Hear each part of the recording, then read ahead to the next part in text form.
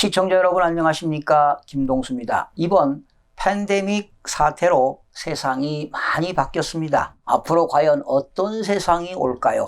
여러분들 궁금하지 않습니까? 언젠가 제가 방송을 진행했는데요. 이번 사태 이후에 세계 경제 트렌드는 정부 역할이 확대가 될 것입니다. 바로 큰 정부를 만드는 것이지요.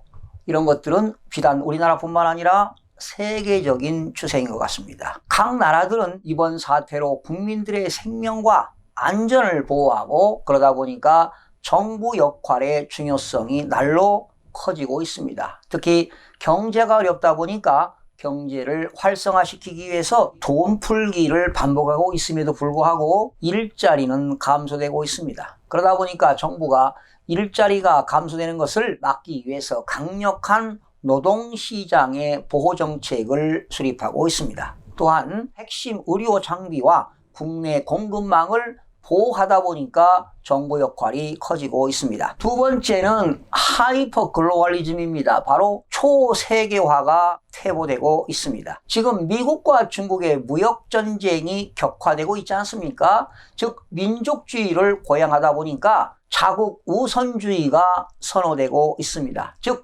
글로벌보다는 로컬이 우선이 되고 있습니다. 그리고 많은 국가들이 지금 리소어링 정책을 수립하고 있어요. 바로 리소어링을 촉진하는 것은 해외 진출 기업들이 다시 본국으로 돌아오는 리소어링 정책을 촉진하고 있습니다. 이제는 각자 도생이 아니라 각국 도생이 되어버렸습니다. 세 번째는 세계 경제 성장률이 둔화될 것입니다. IMF가 올 1월에만 해도 경제 성장률 3.4%를 예상했지만 지난 4월에는 마이너스 3.0%를 예상했는데 더 세계 경제 성장률이 하락할 것으로 전망을 해봅니다. 이번 사태로 암울한 변화들도 상당히 많습니다. 정부라든가 기업, 가계 모두가 빚이 너무도 많습니다. 무려 4,500조입니다. 그런데 부채 증가 속도가 가파르게 증가하고 있는데요. 아마도 연말에는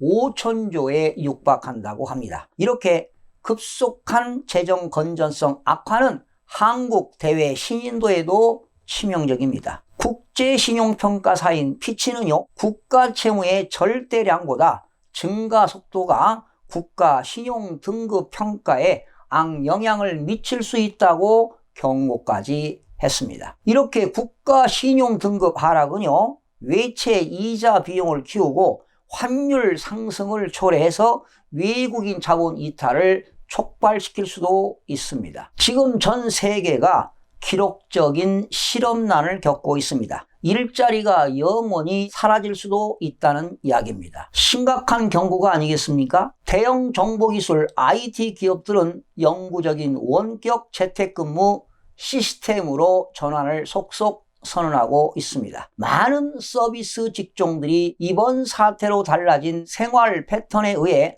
완전히 설 자리를 잃어 많게는 현재 실직자의 40% 이상이 영영 일자리로 돌아오지 못할 것이라는 예측까지 나오고 있는 상황입니다. 미국의 페이스북, 구글, 트위터 등 IT 기업들은 이미 영구적인 재택근무 방침을 명확히 하고 있습니다.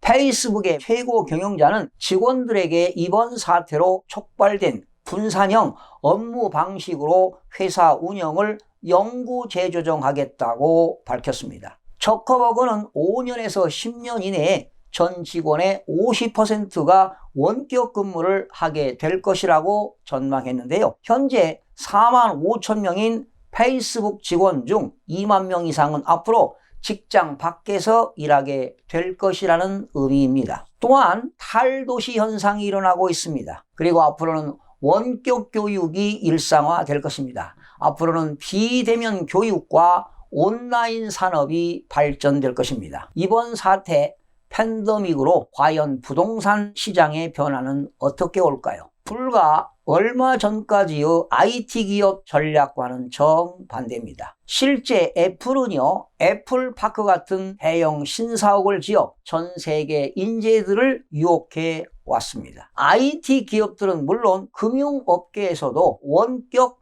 근무제의 전환에 적극적으로 나서고 있습니다. 특히 마스터카드는 전 세계 직원 2만 명 가운데 90%의 재택근무를 허용하고 노동의 미래인 태스크포스까지 구축했습니다. 투자은행 바클리스의 CEO는 부동산 가격이 비싸고 인구가 집중된 도시에 직원을 모아두는 것은 과거의 유물이 될 수 있다며 기업의 위치 전략을 재검토하겠다고 밝혔습니다. 또한 정부 조직들도 이런 흐름에 동참하는 분위기입니다. 미국에서는 워싱턴 DC 등 일부 주 정부가 경제활동 재개 지침에 재택근무 권장을 포함시켰는데요. 요즘도 헤드라인 뉴스 기사를 보면 이런 기사들이 나오고 있습니다. 인천 상업 업무용 부동산 들썩이다. 청라 송도 거래 증가 이유는 이런 기사가 나왔는데요. 과연 이런 기사들을 믿을 수 있을까요? 여러분들 현혹되지 마십시오. 언젠가 제가 방송을 진행했는데요. 지방의 혁신도시라든가 기업도시 상가는 투자 가치가 없습니다. 현재도 공실률이 60%에서 70% 육박하고 있습니다. 심지어 서울 도심지역 상가와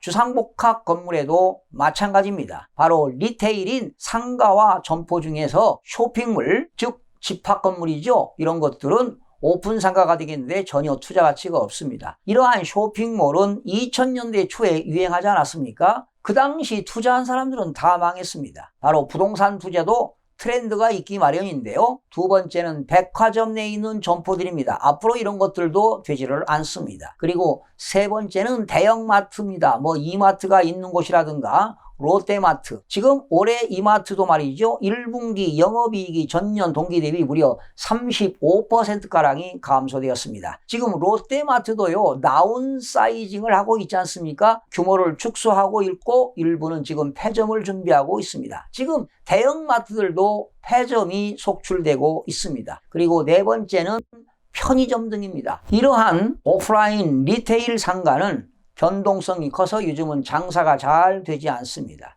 이제는 리테일의 몰락시대는 패러다임의 변화라고 볼 수가 있는데요. 지금 이제 온라인 유통시장이 급성장하고 있기 때문에 오프라인에서 구매율은 하락할 수밖에 없습니다. 그러면은 일반 상가들이죠. 리테일에서는 매출이 하락하게 됩니다. 매출이 하락하다 보니까 결과적으로 임차인들이 임대료까지 체납하게 되다 보니까 폐업의 악순환이 나타나고 있습니다. 그렇게 되면 상가 임대인과 임차인 모두가 다 힘들어집니다. 과거 주상복합을 신축할 때 아파트는 7, 그리고 상가는 3으로 졌는데 요즘은 상가 분양도 잘 안 되기 때문에 주상복합도 아파트는 9, 상가를 1로 지금 신축하고 있지 않습니까? 그런데도 이러한 주상복합에서 들어간 입주한 상가들이 영업이 제대로 되지 않고 있는 실정입니다. 주상복합도 영업 실적이 상당히 암울해지고 있는데요.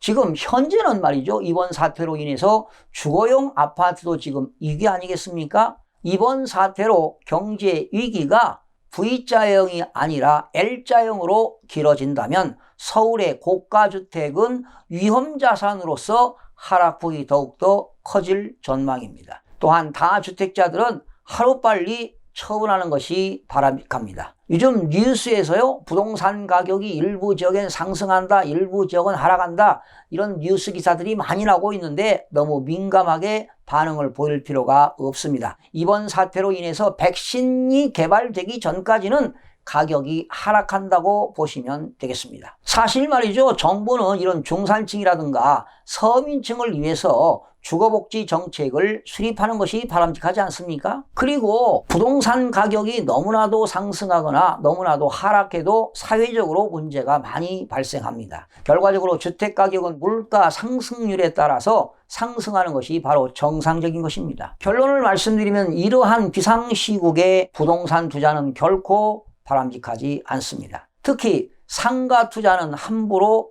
하지 마시기 바랍니다. 상가 투자는 수익률도 낮지만 공실률도 많이 발생합니다. 미래의 노동은 재택근무로 상업용 부동산은 유물이 될 수도 있습니다. 결론적으로 상가는 미래가치가 전혀 없다는 것입니다. 오히려 투자를 꼭 하신다면 주거용 아파트가 좋겠죠. 하지만 지금은 주거용 아파트도 매수 타이밍이 아닙니다. 시청해주신 여러분 대단히 고맙습니다. 최선을 다하겠습니다. 내일 아침에 뵙겠습니다.